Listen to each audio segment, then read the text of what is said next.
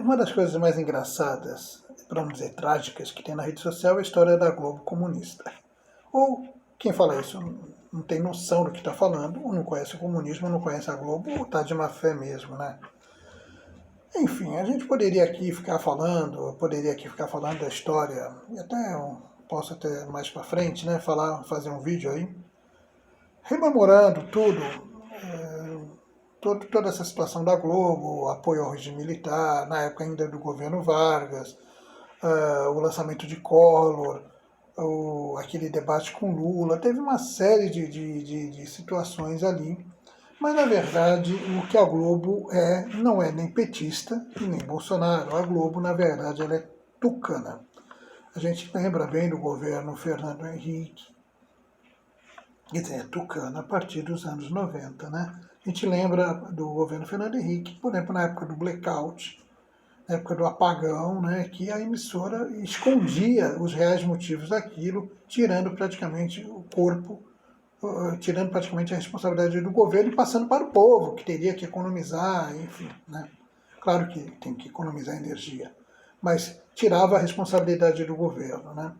A gente acompanhou tudo isso, ali a Rede Globo estava para o governo Fernando Henrique, está quase no nível que a Jovem Pan está do governo Bolsonaro. Né? Não chegava tanto, né? Mas resvalava ali, né? E depois, desde a vitória de Lula, a Globo não conseguiu mais ganhar, impor ali um candidato de sua preferência.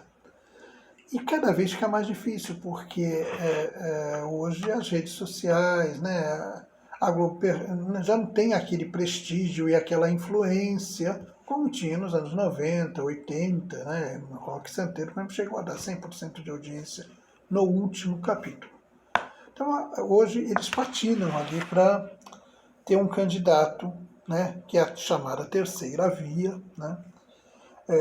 E essa terceira via não é o Ciro Gomes, né? Evidente que o ex-ministro, o ex-juiz Sérgio Moro é um candidato que tem uma certa simpatia ali, né, ou uma grande simpatia. A gente lembra também que quando ele foi juiz, vazou muita coisa ali para a Globo, né? Vazou muita coisa, inclusive naquela última ligação, quando o Lula seria nomeado ministro. E, enfim, e quando o Moro saiu do governo Bolsonaro, no dia seguinte ele estava dando entrevista para o Jornal Nacional. Tá? Então acredito que o Moro seja uma aposta ali junto com o candidato que vier do PSDB, especialmente o governador do Rio Grande do Sul, né, o Eduardo Leite. Aliás, aonde que Eduardo Leite, né, qual o canal e qual o programa que Eduardo Leite escolheu para nacionalmente dizer, né, ou assumir sua homossexualidade. Foi justamente no programa do Bial, na TV Globo. O que eu quero dizer é que ali existe o candidato do chamado mercado financeiro, dos grandes grupos de mídia, né, e também do sistema financeiro, enfim, né, do sistema da Fiesp, que não estão satisfeitos, que abraçaram Bolsonaro, né, mas que não estão satisfeitos com o andamento do governo, né, que de fato abandonou ali a agenda liberal há muito tempo, se é que um dia chegou a praticar. Pode ter tentado, mas não praticou. Então, o candidato dos sonhos da Globo é alguém que tem um figurino liberal, liberal na economia e também liberal nos costumes, porque isso também casa bem ali com a teledramaturgia da emissora, né, e com até alguns jornalistas ali, especialmente da Globo News, que adotam esse figurino mais liberal em termos de costumes, né, e avançado, né, procura avançar nessas questões raciais, nas questões identitárias, né, que é o que se fala. Ainda que não de forma radical, né? Obviamente, né? Você não vê, por exemplo, um casal gay protagonizar uma novela. Né? Então, mas ela vai entrando aos pouquinhos, ela tem essa postura, essa, essa linha, né? Essa linha na teledramaturgia que bate muito com do atual presidente, né? Que é uma questão mais conservadora.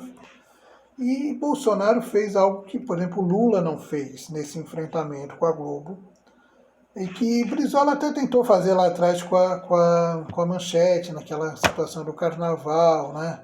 Mas o Bolsonaro, por exemplo, começou a apoiar outras emissoras, o SBT e principalmente a TV Record, do bispo da Igreja Universal Edir Macedo. Né? Lula, ao contrário, falava em quebrar monopólios, né, atacava mais por esse lado de redemocratização do sistema de comunicações, tal, rever algumas coisas. Isso incomodava bastante a Globo e os grandes empreendimentos. Né? Já o Bolsonaro não vai por essa linha, né? Vai por uma linha mesmo de apoiar as emissoras concorrentes. Né? Mas também não alterou muito a forma de entregar dinheiro para todos, embora esteja beneficiando realmente algumas emissoras menores. É isso, a Globo não é comunista, muito pelo contrário, a não ser que seja um comunismo chinês, né, que gosta mesmo é do capitalismo. Da mesma forma que Lula também não é comunista e da mesma forma que Bolsonaro também não é fascista, tá certo? E a Globo, na verdade, ela é tucana hoje e em busca de um candidato da terceira via. Em busca de um candidato que vista esse figurino de liberal na economia e também liberal nos costumes, ainda que não de forma ativista, como a esquerda, tem alguns grupos ali mais ativistas, mas a Globo assim não quer que isso interfira no teor da sua teledramaturgia e quer seguir essa linha realmente, uma linha do politicamente correto, vamos dizer assim, tá certo? Então, Globo comunista não existe.